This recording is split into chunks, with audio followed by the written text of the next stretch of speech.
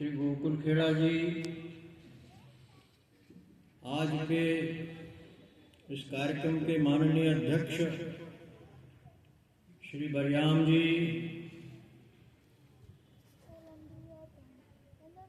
क्षेत्र के सम्मानित भाइयों और बहनों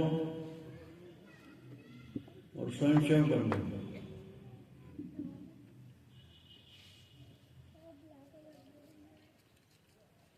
100 वर्ष बाद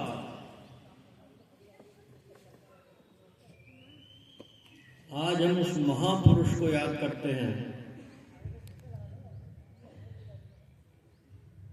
जिन्होंने अपने जीवन को खपा दिया, तपा दिया, गला दिया राष्ट्रीय स्वयंसेवक संघ के नाम के पौधे को वट वृक्ष बनाने के लिए। कल्पना कर सकते हैं हम लोग कितनी कठिनाइयां रही होंगी। 1925 अंग्रेजों का राज्य,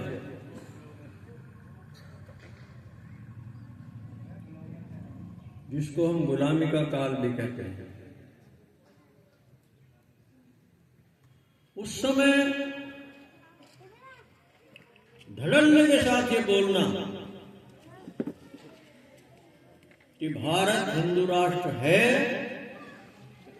भारत हिंदू राष्ट्र था और भारत हिंदू राष्ट्र रहेगा, साधारण बात नहीं थी।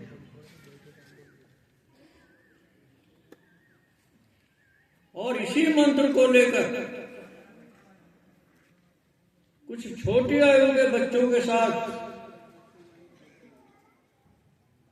कबड्डी खेलते खेलते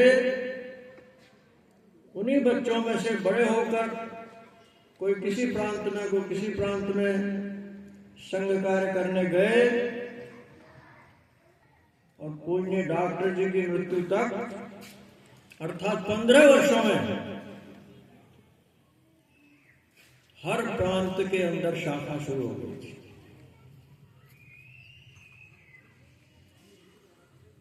उस समय भी गुलामी का काल ही था।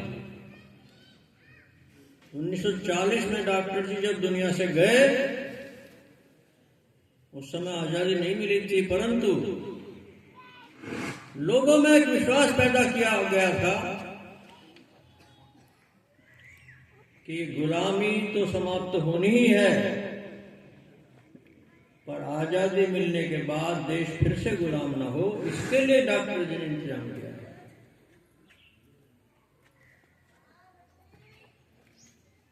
और पूज्य डॉक्टर जी के अंतिम भाषण के जो शब्द हैं वो अगर आपको याद होंगे, बहुत सारे लोगों को जो स्वयंसेवक हैं उनको याद रखने की जरूरत आज और ज्यादा है। कभी जीवन में ये कहने का मौका ना आए कि मैं भी कभी संघ का स्वयंसेवक था, अर्थात वंश स्वयंसेवक, ऑलवेज ए स्वयंसेवक। इस विषय को याद रखने की आज ज्यादा आवश्यकता है। आज परिस्थिति में बदलाव आया है। परिस्थिति में बदलाव के कारण कुछ लोगों के मन में आता है कि अब कुछ करने की जरूरत नहीं है, अब सब कुछ हमारे हाथ में है। मत भूलिए, जिन्होंने 1947 में देश के टुकड़े करते समय ये कहा था कि 100 साल बाद हम भी गजवाए हिंद बनाएंगे भारत को, उनके मंसूबे अभी पूरे नहीं हुए हैं और वो प्रयत्न करने में हमसे शायद आगे हैं। इसलिए आज के स्वयंसेवक की ज्यादा जिम्मेदारी बनती है कि समाज को जोड़ने में और ज्यादा स्पीड से और ज्यादा गति से काम करें। ये प्रेरणा कहां से मिलेगी? सत्ता से कोई प्रेरणा नहीं मिला करती। सत्ता तो आपके तपस्या का फल है। ये प्रेरणा मिलेगी पूज्य डॉक्टर जी के जीवन से। जिन्होंने अपने जीवन को डॉक्टर होते हुए डॉक्टर न करके, गरीब होते हुए गरीबी को दूर न करने की चिंता करके और छोटी आयु से देश के बारे में सोचना शुरू किया। हमें से बहुत सारे स्वयंसेवक शाखाओं पर वैसी कहानियां, घटनाएं सुनते भी होंगे। शायद प्राइमरी स्कूल में पढ़ते समय की घटना है डॉक्टर जी के जीवन की। बचपन में उनको सब केशव कहते थे।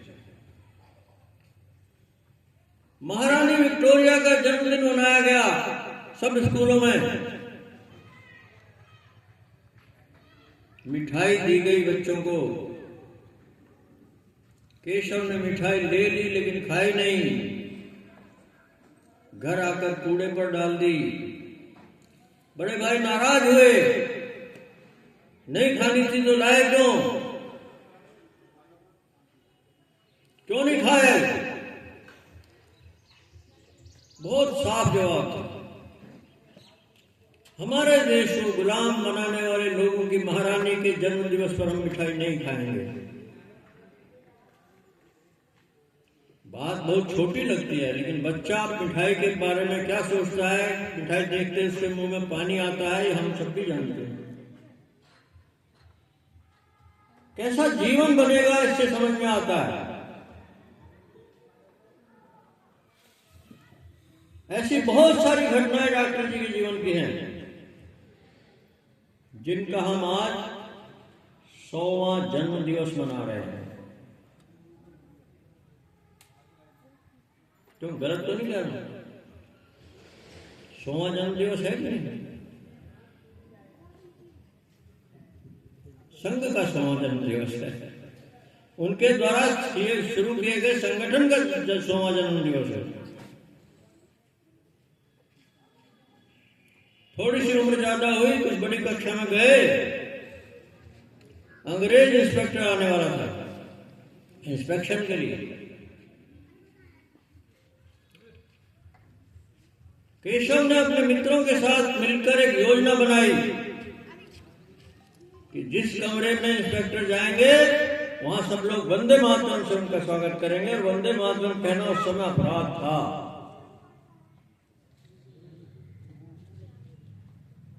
जब ये दृश्य दिखाई दिया इंस्पेक्टर को, तो उन्होंने हेडमास्टर से पूछा, प्रिंसिपल से पूछा क्या हो रहा है? तो उन्होंने कहा हम कार्रवाई करेंगे।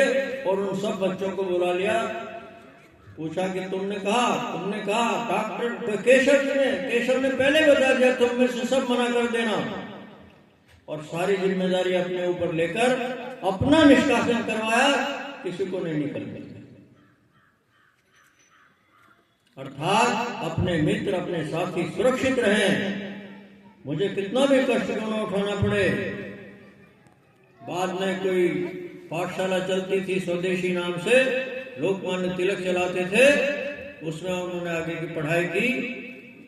हम सब जानते हैं डॉक्टर जी ने डॉक्टरी पास की थी, इसीलिए डॉक्टर केशवराव बलिराम हेडगे उनका नाम है। गरीब ब्राह्मण, पुरोहिताई से काम करने वाला परिवार, चलाने वाला परिवार, लेकिन धुन थी कि मुझे डॉक्टरी पास करना है। और डॉक्टरी पास करते समय क्रांतिकारियों का सहयोग भी करते थे। क्रांतिकारी लोग उनके पास आते थे, डॉक्टर जी आज 4 लोगों को रहने की व्यवस्था और खाने की व्यवस्था करनी है। तो उन्होंने कहा चिंता मत करो, अस्त्र शस्त्र रखने के लिए कोई ऐसी जगह, सुरक्षित जगह चाहिए, चिंता मत करो मैं करूंगा। ऐसे रिस्क के काम भी उन्होंने अपने विद्यार्थी जीवन में किए थे। और डॉक्टरी पास करने के बाद फिर नागपुर जब आए, तो उनके चाचा जी ने उनसे पूछा, केशव शादी के बारे में तुम्हारा क्या विचार है? किसी जवान लड़के से शादी के बारे में उनके चाचा पापा पूछते हैं तो उसके मन में क्या आता है? लेकिन केशव ने, डॉक्टर जी ने जवाब दिया, मेरे पास गृहस्थी बसाने के लिए समय नहीं है, मैं विवाह नहीं करूंगा।